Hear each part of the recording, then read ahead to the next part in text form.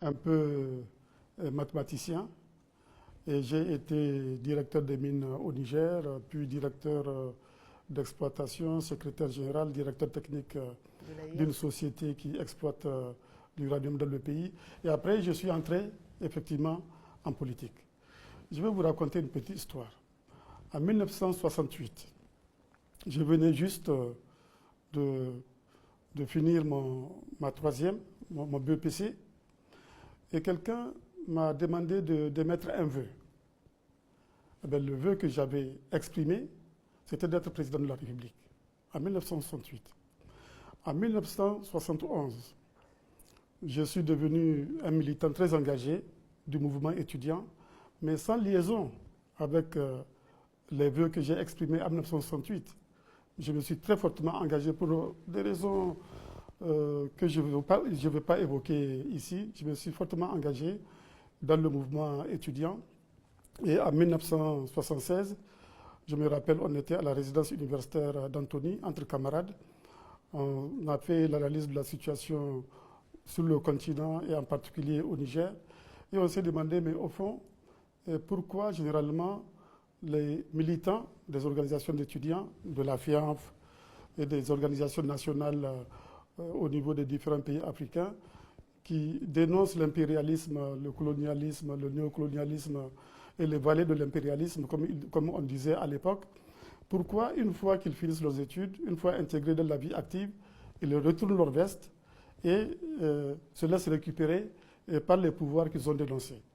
Et la réponse qu'on a trouvée à cette question, c'est que les gens n'étant pas organisés sont vulnérables et que par conséquent, il fallait, dès la fin de nos études, une fois entrés au pays, mettre en place une organisation politique. Et c'est ce qu'on a fait. Quand moi j'étais rentré au Niger en 1979, après l'école des mines, au mois d'août 1980, on a créé le premier groupe de ce que deviendra, de ce qui sera le PNDS, le Parti nigérien pour la démocratie et le socialisme. Le second groupe ayant été créé en 1983, les deux groupes ont fusionné à l'occasion donc de l'instauration du multipartisme au Niger, et c'est ça qui a donné naissance à notre parti qui s'est battu dans l'opposition pendant 20 ans et qui exerce le pouvoir maintenant depuis une dizaine d'années. Alors justement, vous parliez de votre passé professionnel, ingénieur de mines de formation. Vous serez effectivement directeur national des mines, puis directeur de la Société des mines de l'Aïr, la Somaïr.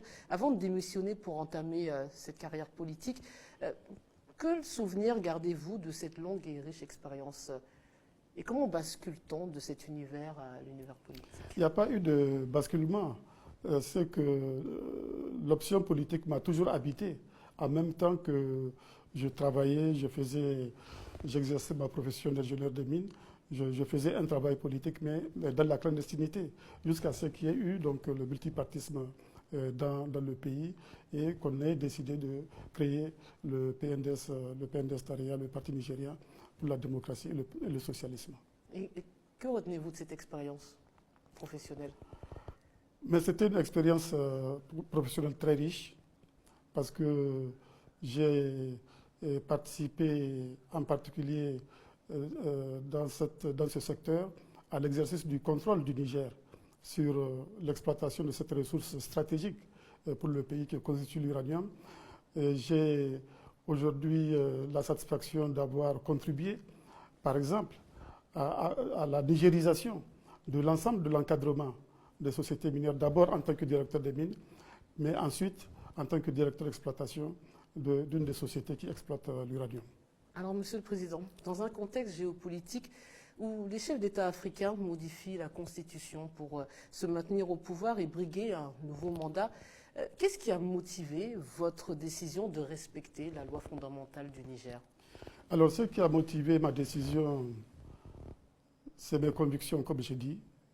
Je crois en des valeurs et je crois que l'Afrique a besoin d'institutions fortes, d'institutions stables. Et quand on parle